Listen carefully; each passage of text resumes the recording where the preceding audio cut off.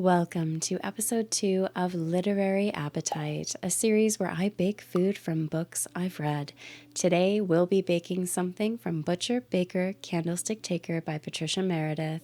This sounded amazing in the book and I knew I needed to try it for myself. So today we're baking lemon rosemary muffins. A link to this recipe will be available in the description below if you'd like to try this recipe for yourself. The author has this recipe available on their website and even did a live bake along where they baked this as well. Now this recipe calls for us to mix the dry and wet ingredients separately and later combining them. So I'm putting in my flour, sugar, salt, and dried rosemary. The beautiful thing about recipes and baking, cooking, you can change things to your own preferences. Since this is my first time baking it, I decided to grind the whole dried rosemary leaves I had to a powder or as close to it as I could. You could do this differently, either using fresh rosemary that's finely chopped or keeping with the dried rosemary and grinding only half the amount, keeping the other half whole. Now that my lemon is zested, everything is mixed and incorporated, I am moving on to the wet ingredients by melting my butter and getting everything mixed into a separate large bowl, starting off with the sour cream and then moving into the buttermilk. This has a lot of richness in the recipe, but trust me when I say it is delicious. We'll also be cracking in 1 egg and then we'll be adding in our vanilla.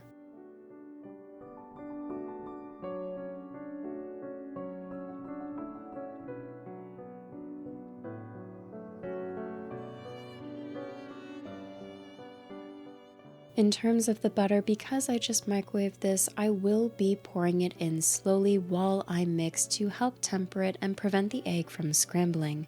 I'm also going in with a whisk to try and get this as smooth as I can. Now I'm going to go ahead and preheat my oven to 400 degrees Fahrenheit. The mixing of dry and wet ingredients doesn't take much time, but you do want to be careful to make sure all of it is incorporated and there's no dry spots remaining. To me, there is nothing worse than biting into a baked good to get a mouthful of dry flour that just wasn't mixed properly. This batter also smells amazing. There were a good few minutes where I just wanted to smell the batter because it was so aromatic. To prep these muffin tins, I'm just putting in some cupcake or muffin liners. I'm pretty simple, so I'm keeping them to plain white, but you can get as fancy as you like. And at this point, simply scoop in the batter to the muffin liners. I also like to scrape out as much as I can off the spoon and bowl to get all of that batter. Every little bit counts. You do want to keep as much consistency as possible with how much batter is in each muffin, mainly for baking purposes. If you have one muffin that is completely full to the top of the liner and one that's only a quarter full, they're going to require different baking times. So it's important to keep consistency as best as possible.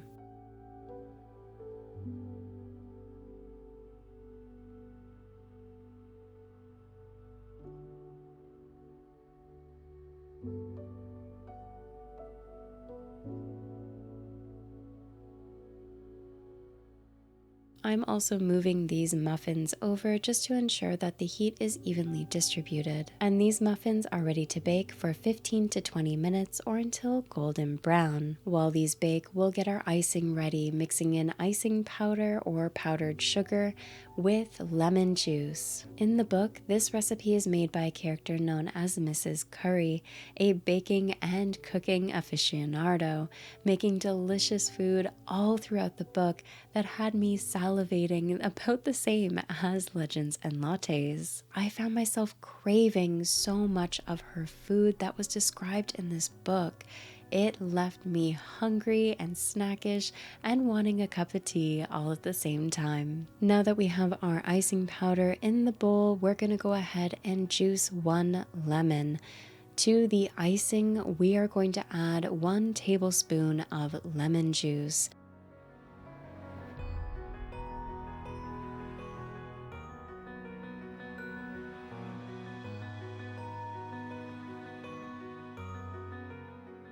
Now, when I was mixing this together, I found it wasn't quite enough liquid for the amount of icing powder I had.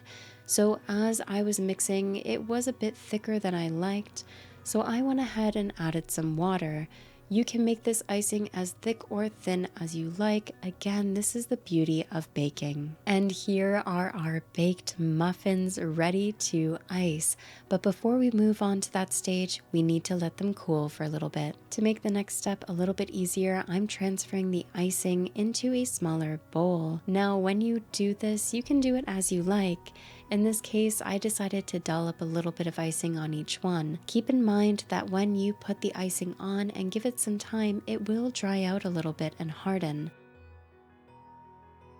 And there we have it. These muffins smell amazing. They are simple and quick to bake, but from the smell alone, I know I'm gonna need a cup of tea with these. This recipe is so easy and I highly recommend giving it a try for yourself. The muffins are flavorful, they are rich and delicious.